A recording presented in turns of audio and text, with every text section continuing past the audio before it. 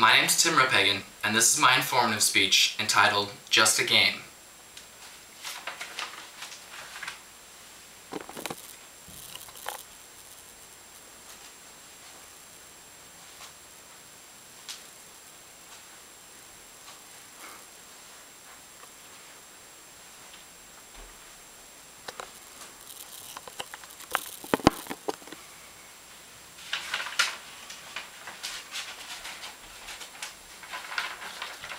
How many people here have ever played a video game?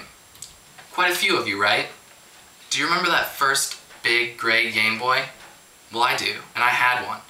It was amazing. I thought I was the coolest kid ever because I had it. I played games like Mario, The Legend of Zelda, and then moved on to Pokemon. Each game took me to a place full of adventure, a place much different than my own world. And I was lucky my parents let me play it. Some of my friends weren't so lucky. Their parents wouldn't let them play video games. I remember one parent declaring, in reference to a 007 game, "How can you let a child play such a game? All you do is kill people." And she was right. There are hundreds, possibly thousands of violent video games out there right now. Some have swearing, some have nudity, some have blood. I even know a few that combine all of them. I know lots of people believe that video games cause kids to be more violent. And I agree with that. But I believe that the level at which a video game causes a kid to be more aggressive is dependent on the age. That doesn't change the fact that kids are more aggressive because of video games. And I have two solutions to this problem. The rating system, which is already in place, and that, for the second reason, parents need to be more involved in their child's life. But let's go back to the problem. In the November 26, 2000 issue of the BBC News magazine, in an article entitled "Video Games Cause for Violence," states 1/3 of early teens play video games daily, and 7% of those play for more than 30 hours a week. Why is this bad? Well, playing video games for this long can lead to an addiction, just like doing anything else for long periods of time can. But what happens when that video game is taken away from the child? They could be more violent. A video game addiction is associated with any other kind of addiction. Take away the addicted object, and there are consequences.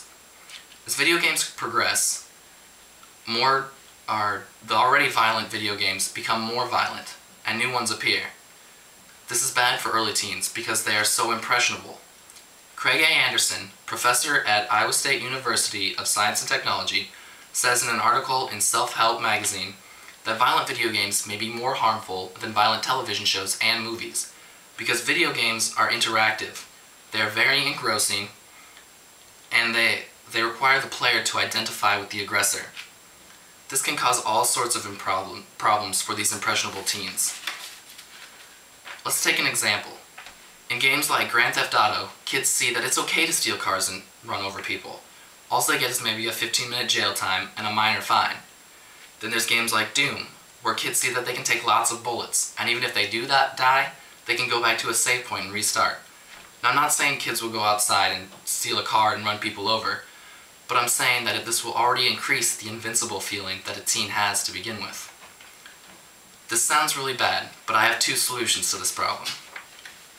The first solution is already in place, the video game rating system.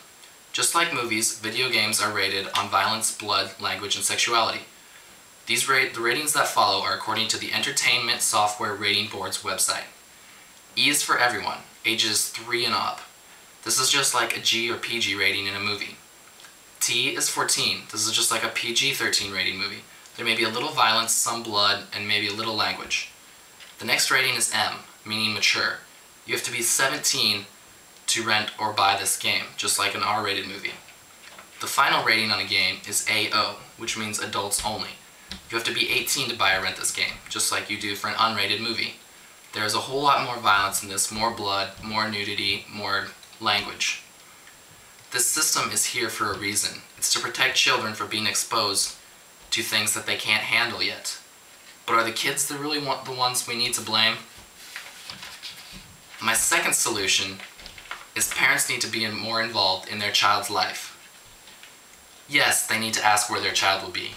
Yes, the parent needs to ask who the child will be with. Yes, the parent needs to ask what the child will be doing. And yes, the parent needs to ask if there will be adult supervision. This may be annoying when you're younger, I know, but it's for the best. I mean, what's the main reason why video games cause violence in kids anyways? Why was this study even done?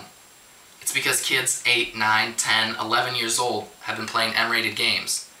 The only way they could play these games if their parents had bought them for them, or they went over to a friend's house and the parents of their friend had bought the game. These are adults, and I know they can make their own choices. They're allowed to do whatever they want with their kids. But I believe if parents don't want their kids to get a bad influence from video games, they need to be more involved in their child's life. Another thing I want to point out is the ability to determine what is real and what is fake. Everyone can tell the difference between a video game and the real world, but each person's perception is a little different. Let's compare a 9-year-old to a 17-year-old. A 17-year-old knows the effects of killing or shooting someone. The victim is most likely to die. The family is in emotional and possibly financial turmoil. The friends and family of the criminal wonder why could this happen. And the criminal may live with the guilt for the rest of his life and possibly do lots of jail time. A 9-year-old would only see that he or she got to shoot a gun and possibly killed someone. I remember when I played my first M game. I was 15 years old. Am I more violent because of this? No, I don't think so, and neither do my parents. They allowed me to play that M-rated game for 2 reasons. First, they knew I wouldn't play it a lot. And second, they knew I had a clear understanding of what's real and what's fake. Howard Feenberg, a research analyst with the Statistical Assessment Service, says that there's no link between college kids and increased aggression with video games. This shows that it's the young kids that must be looked after the most. Violent video games do make kids more violent. In a study conducted by Brad Bushman, psychologist at the University of Michigan, students played a game where they competed to push a button the fastest. Students who had previously played a violent video game blasted their opponents with a higher frequency and for a longer duration of time. The violent video game made them more aggressive. The solution to this is as I've stated before. The rating system should be used. It's there for a reason. Second, parents need to be more involved in their children's life. The focus should also be on younger kids, as they are more impressionable. They have a fuzzier line of what is real and what is fake.